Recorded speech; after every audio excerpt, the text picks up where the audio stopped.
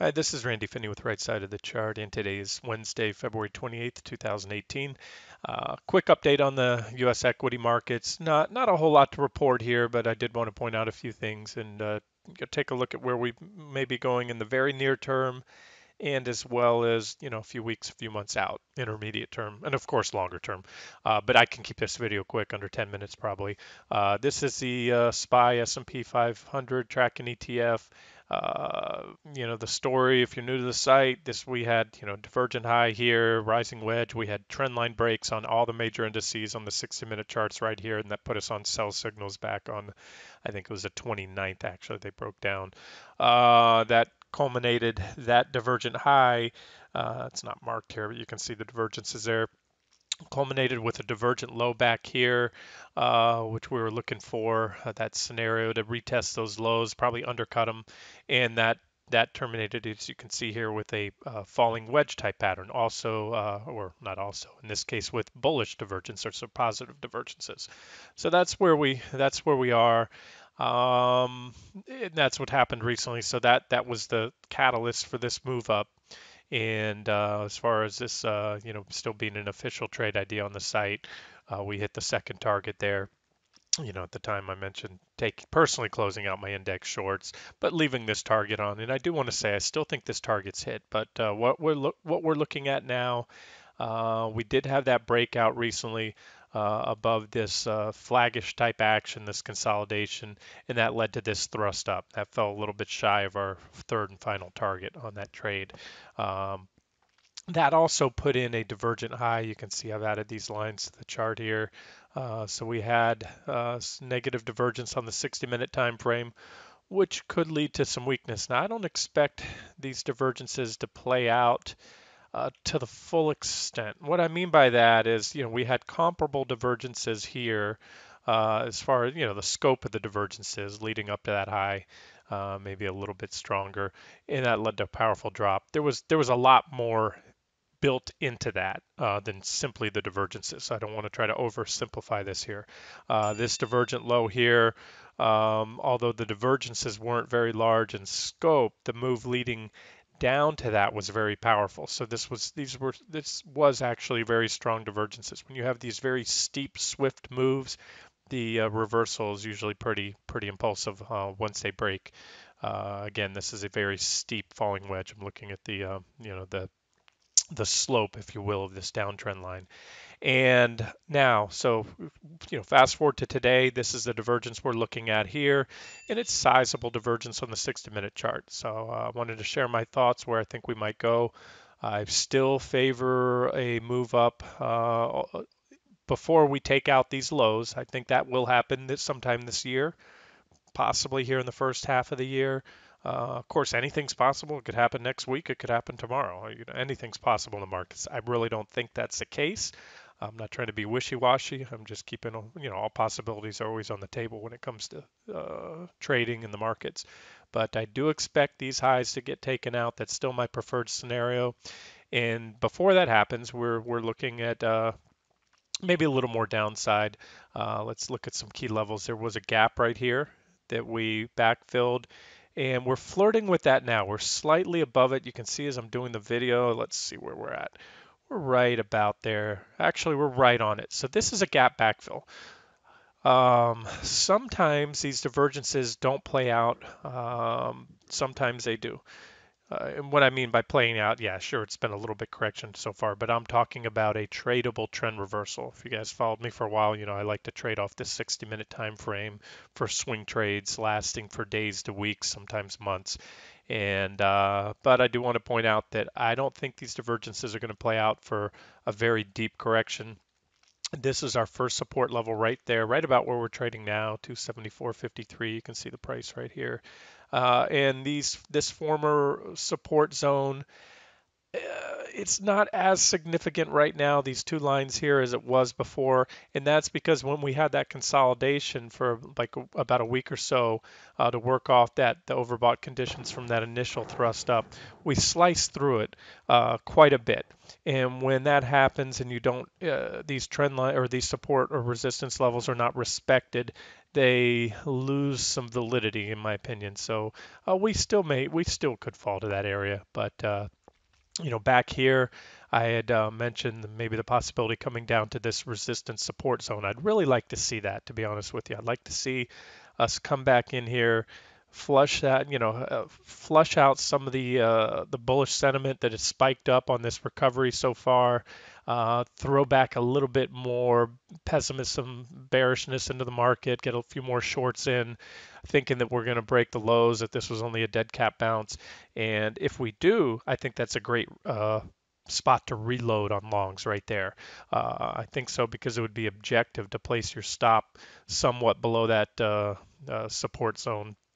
It was a former resistance zone. It's resistance when tested from below. So right now it's a support zone, and you could go long anywhere, around the top of that with a stop not too far below for an expected move up to go on to my scenario where we eke out some at least a marginal new high, and so that's what we're looking at. Now if that does break, I have a support line down here around 261.50 or so.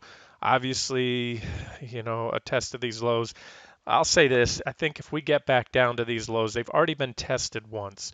When I say tested, I know this second low undercut that previous reaction low there, but that was also what I had said before it even happened, that's very common. You come in and you don't make an equal test, but you usually undercut the previous lows, and that ends, a sell-off.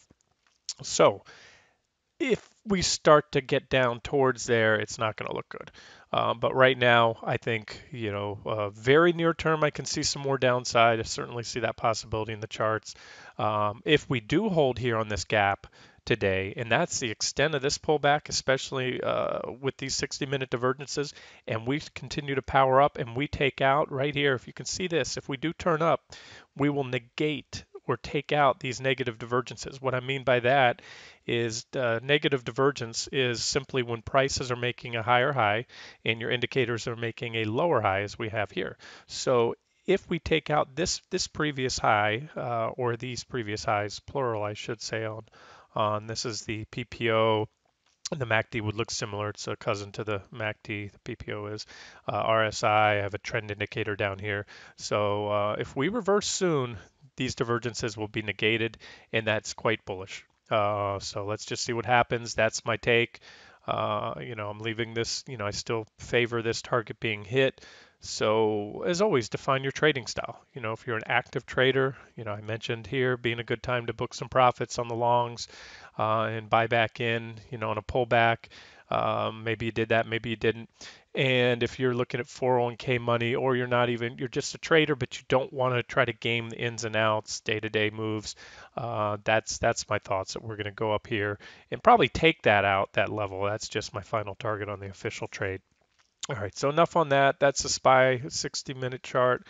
What's impressed me on this rally is the vigor of the tech stocks in QQQ. Now, we all know that's the leading index. QQQ tends to be a higher beta index than the S&P, meaning it moves more. If the S&P goes up 10%, usually QQQ is going to go up 12 or 13 or whatever it is.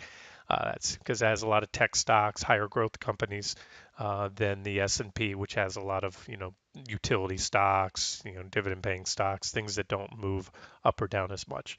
However, it would be, had we seen on this recovery since the correction, had I seen the Qs underperform, that would have been a red flag. And when I say underperform, I'm referring to the S&P 500, because that would show me that the former leaders have now died, or the institutions are exiting those, or the buyers have dried up. But that's not the case. QQQ has led, you can see.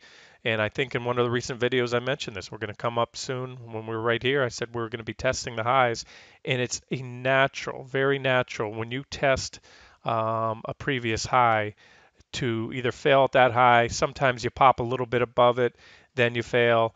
You can fall short, but I just wanted to point that out. So far, this was a natural resistance level. Previous reaction highs, especially all-time highs, as this one back here in late January was, that's a natural resistance level. So this pullback so far really is, I don't want to say to be, well, yes, somewhat expected. We're getting pretty stretched. We're overbought on the RSI down here on the 60-minute time frame, and it's been a strong move. And QQQ alone, and the futures were even dropped even further than that.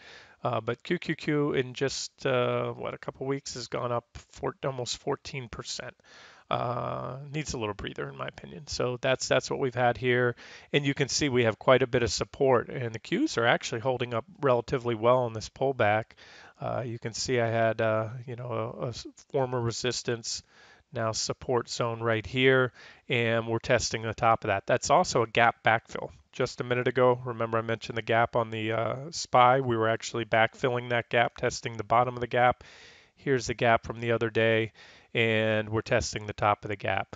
So if we go a little bit lower, oh no, I'm sorry, we're testing the bottom of the gap. I said that wrong. You can see there. Yeah, we're just like SPY, we're testing the bottom of the gap, meaning we backfilled that gap. In a way, that's a good thing because there's a saying in trading or technical analysis that most gaps are backfilled at some point.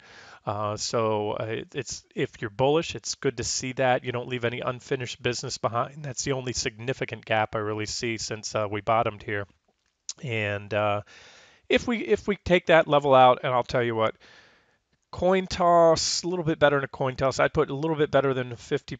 Yeah, probably about 60-70% odds maybe we take that level out because of these divergences and all that, and the scope of this run. We haven't had a real correction. We had a little sideways consolidation here that helped to work off some of the overbought conditions. But if you want to know where I think we're probably going, if you're looking to whether you want to short the market or add to a position, take away, I think we'll probably come back down into about this 164.70 level.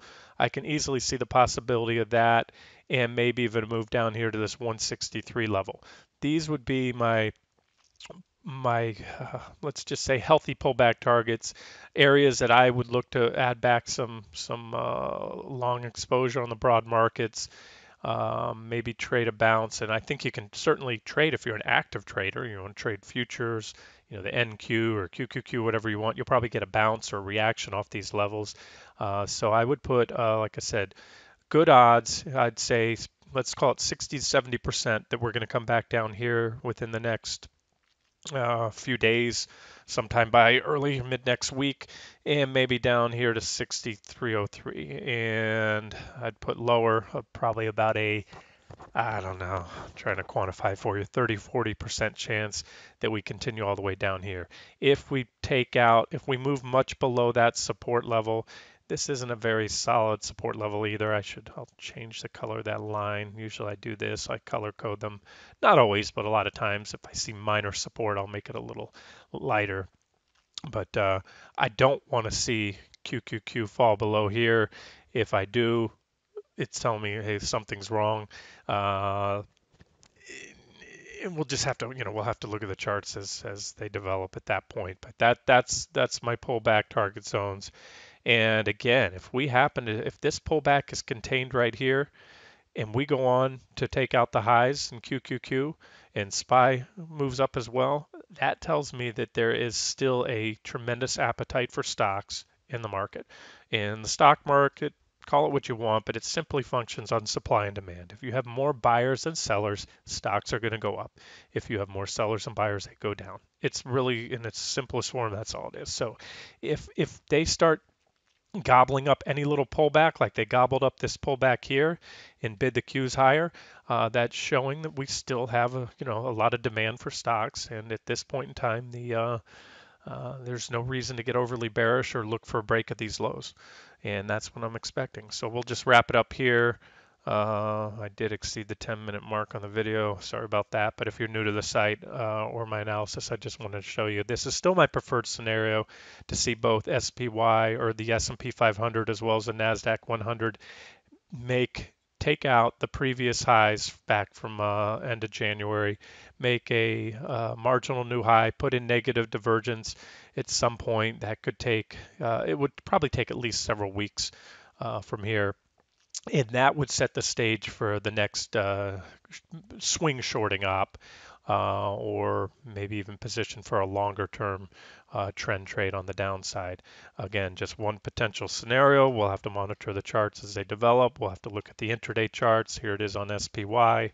SPY, of course, like I said, has a way to go. QQQ has already matched their previous highs.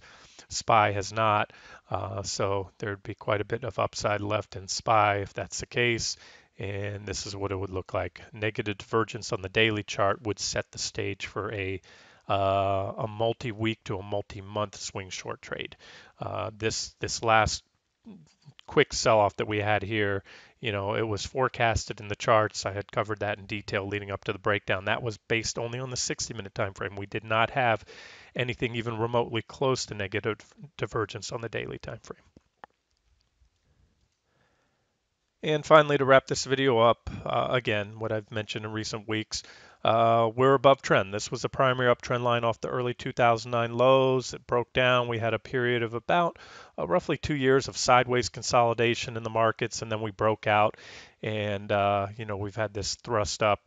And like I said, at the time, these were the levels I was watching. This was critical support, this trend line, and we held it on a weekly closing basis. And as I said at the time, we broke it intra-week, but that has zero significance when trading the weekly time frames. The only thing that matters is how you close these weekly candlesticks, because it's not unusual to see intra-week breaks of a trend line on a weekly time frame.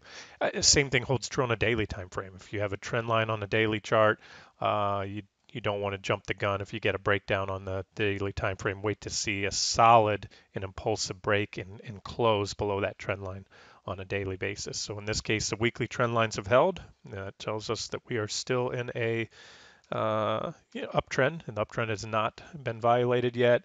Here's an example back here on QQQ. You can see a well-defined trend line coming off the 2015 lows. There was an intra-week break. We closed solidly back above the trend line, and we had again an intra-week break, hammered right off the 40-week moving average, which I mentioned at the time is a potential support level as well. The 40-week exponential moving average is the same as a 200-day moving average, so we reversed just above that, and we're well back above trend. And bigger picture on QQQ as well, as I'm doing this video, you can see that I have it drawn as a ascending price channel. I have these trend lines are parallel, so this is a price channel on QQQ.